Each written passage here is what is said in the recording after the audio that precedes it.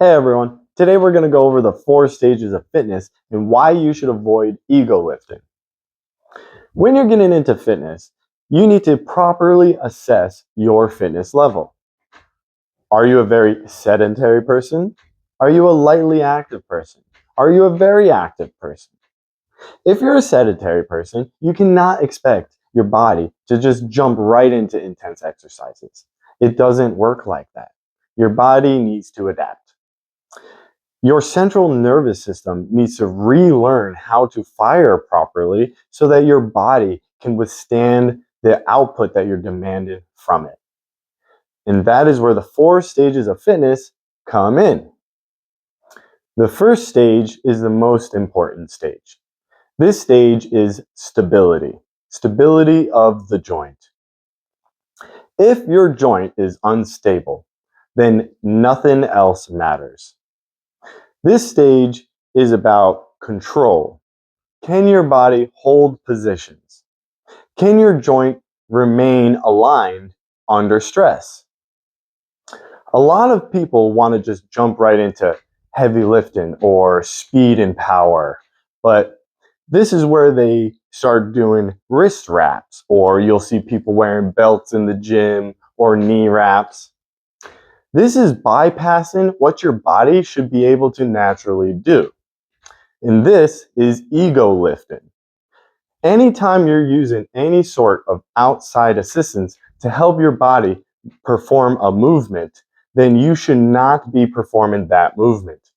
You need to put all those other stages away and go back to stage 1, stability. After stability, then we can move into stage 2, which is strength. After your joint is stable, now you have the right to start building strength. This is your typical and traditional weight training and resistance training. You're learning how to control force safely. And after strength training, then you move on to stage 3. Stage 3 is power. And power is not the same as strength. I grew up playing this video game called Tekken. And there's this character that practices an internal martial art. It's called Xin Yi Chuan. His name is Wan Jin Rei. And when he comes out to battle, he would say, power is not the same as strength. And that always stuck with me. Because you could be very strong and youthful, but not be a powerful person. And Wan Jin Rei was powerful. And power is using speed and force applied. Now, stage 4 combines 2. Stage 4 is the most advanced and highest level of fitness. This is high intensity interval training, or HIIT training, and speed, agility, quickness training, or SAQ training. This is where you're combining all of the stages. You're doing stability, strength, power, and combining them all into movements. This is the highest demand on your body of all the stages.